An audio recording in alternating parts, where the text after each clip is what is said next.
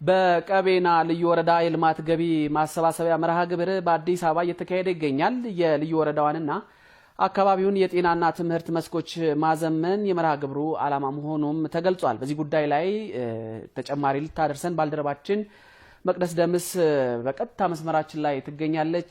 እንደምን አረፈድሽ መቅደስ? ምን ጉዳዮች ተነሱ? መቀጠል ትያለሽ?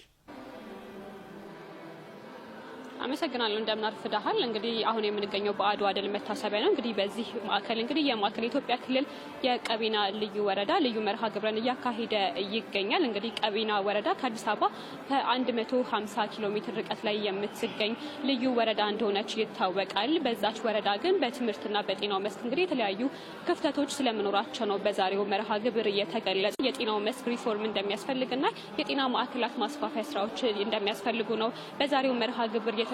ሌላው ደግሞ የትምህርት ዘርፍ ነው። የትምህርት መስኩም ታዲያ የተለያዩ የሆኑ የግብአትና የተለያዩ ችግሮች ያሉበት በመሆኑ አስፈላጊውን የሆነ የትምህርት አገልግሎት መስጠት እንዳልተቻለ ነው በዛሬው መድረክ የተነሳው። በዚህም ሳቢያ ታዲያ ተማሪዎች ከፍተኛ የሆነ የማቋረጥ ምጣኔ በዛች ቦታ እንዳለ ተነስቷል። በዚህም ሳቢያ ታዲያ ትምህርታቸውን አቋርጠው ወደ ሌላ ቦታ የሚሰደዱ ነዋሪዎች ታዲያ ቁጥራቸው በከፍተኛ ሁኔታ ስለመጨመሩ ነው በዛሬው መርሃ ግብር የተነሳው። ታዲያ ይህንን ችግር ለመቅረፍ ያለመ መርሃ ግብር ነው ዛሬ ላይ የተካሄደ የሚገኘው። የቀቤና ልዩ ወረዳ ልማት ማህበር ታዲያ የ5 ዓመት ስትራቴጂክ ፕላንን ቀርጾ እየተንቀሳቀሰ ይገኛል። ግብርና፣ ትምህርት፣ ጤናን ጨምሮ የተለያዩ መስኮች ላይ የተለያዩ መሻሻሎችን ለማድረግ ያለመ ስትራቴጂክ ፕላን ነው የተቀረጸው። ይህ የ5 ዓመት ስትራቴጂክ ፕላን የተጀመረው እንግዲህ በዛሬው ዓመት ነው፣ ዘንድሮ ዓመት ነው የተጀመረው ገቢራዊ መሆን ማለት ነው። ታዲያ ይህንን የጤናና የትምህርት መስኩን ችግር ለመቅረፍ የሚያስችል መርሃ ግብር ነው ዛሬ ላይ ያካሄደ የሚገኘው።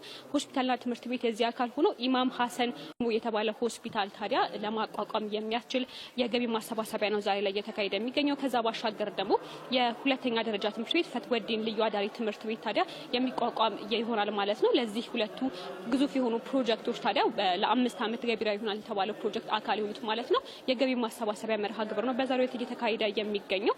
የሆስፒታሉና የትምህርት ቤቱ መጠሪያ እየተወሰደባቸውም እንግዲህ የልዩ ወረዳዋ ጀግኖች እንደሆኑ ነው በዛሬው መርሃ ግብር ላይ የተነሳው። በዚህ መሰረት የቀቤና ልማት ማህበርና የወረዳው አስተዳደር በጋራ በመሆን ሁለቱን ተቋማት ታዲያ ለማገንባት የሚያስችል የገቢ ማሰባሰቢያ መርሃ ግብር እያካሄዱ ይገኛሉ።